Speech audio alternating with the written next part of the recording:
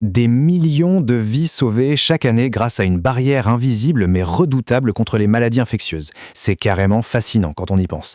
Bienvenue dans ce décryptage où l'on va disséquer la science médicale et logistique qui se cache derrière l'immunisation.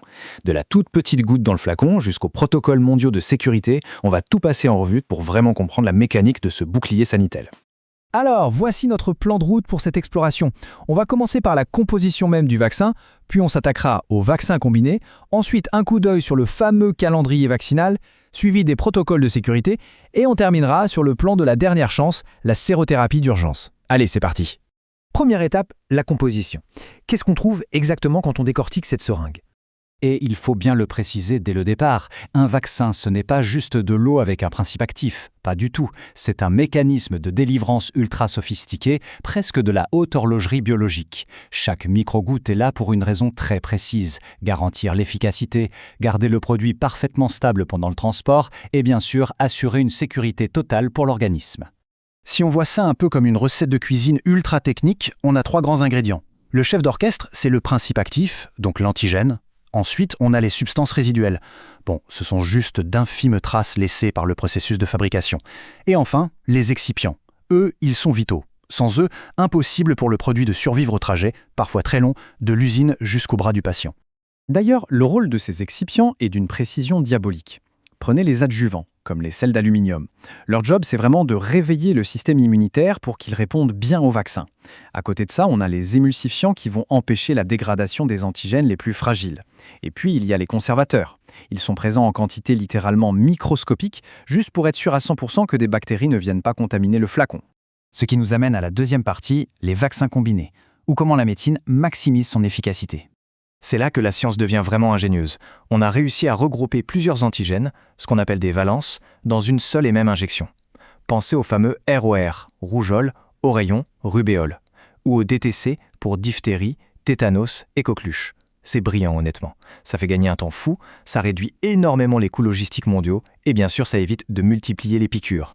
Et ça, c'est quand même un gros soulagement, surtout chez les plus petits. Bon, évidemment, il y a un revers à la médaille.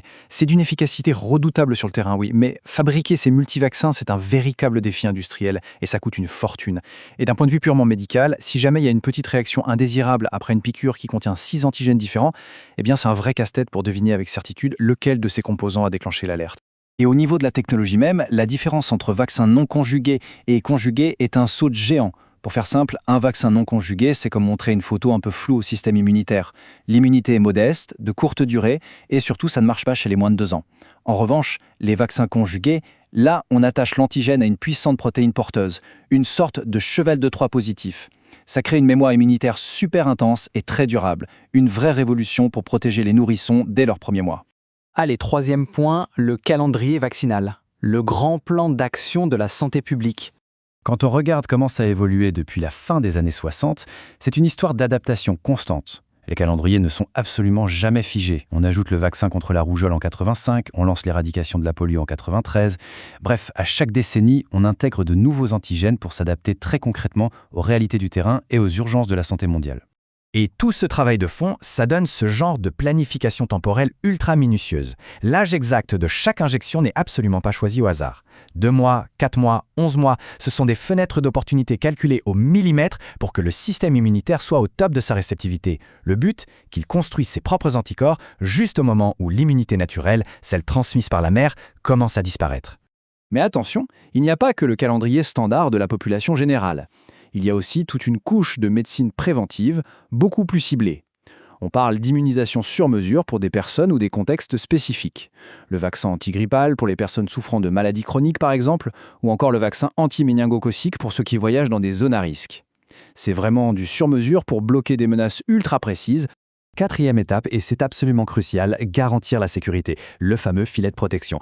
Parce que, soyons clairs, distribuer des millions de doses dans le monde entier demande une infrastructure de surveillance en béton armé. Ça se passe en 2 temps majeurs. D'abord, avant même que ça n'arrive sur le marché, on exige des essais cliniques drastiques pour décrocher l'autorisation de mise sur le marché, parfois complétée par une préqualification de l'OMS. Mais la surveillance ne s'arrête pas là, pas du tout. Elle continue non-stop, en vie réelle, pour détecter la moindre anomalie une fois le vaccin déployé. Et c'est là qu'intervient le suivi scrupuleux de ce qu'on appelle les MAPI, les manifestations post-vaccinales indésirables. Les classer, c'est un outil très puissant. D'un côté, on traque les réactions précoces, genre une petite fièvre ou une douleur locale, très souvent liée au vaccin inactivé. De l'autre, on surveille les réactions tardives, comme des douleurs articulaires. Au final, c'est un gigantesque filet de pharmacovigilance planétaire qui ne dort absolument jamais. Enfin, 5e et dernière partie, la sérothérapie d'urgence, le plan de secours absolu. Que fait-on quand il est trop tard pour un vaccin préventif et qu'on a besoin d'une immunité immédiate? C'est fou, mais la médecine s'est longtemps reposée sur des anticorps d'origine animale, issus de chevaux ou de moutons. Ça marche très vite, c'est vrai, mais ça ne dure que très peu de temps. Aujourd'hui, on privilégie largement les sérums d'origine humaine. Ils viennent de donneurs déjà immunisés, le corps les tolère beaucoup mieux, et surtout, ils offrent une protection qui peut tenir jusqu'à 6 semaines. Ce plan de secours, c'est véritablement une question de vie ou de mort, face à des toxines foudroyantes. Le corps n'a tout simplement pas le temps de se défendre seul. Pour le tétanos, on parle d'une injection immédiate d'immunoglobuline, pas une minute à perdre. Et pour la diphtérie, c'est un protocole de très haute prudence clinique. On utilise la méthode de Bessredka. En gros, on injecte d'abord une microdose sur la peau pour vérifier qu'il n'y a aucun choc allergique, avant d'envoyer la dose complète pour neutraliser la menace.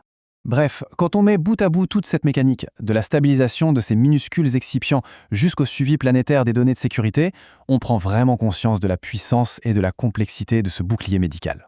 Chaque dose administrée est l'aboutissement d'une incroyable épopée scientifique. Et avec l'explosion actuelle des technologies de pointe comme l'intelligence artificielle ou l'ARN messager, on peut légitimement se demander à quoi ressembleront les futures innovations et comment vont-elles redéfinir, encore une fois, le voyage du vaccin et la santé de demain.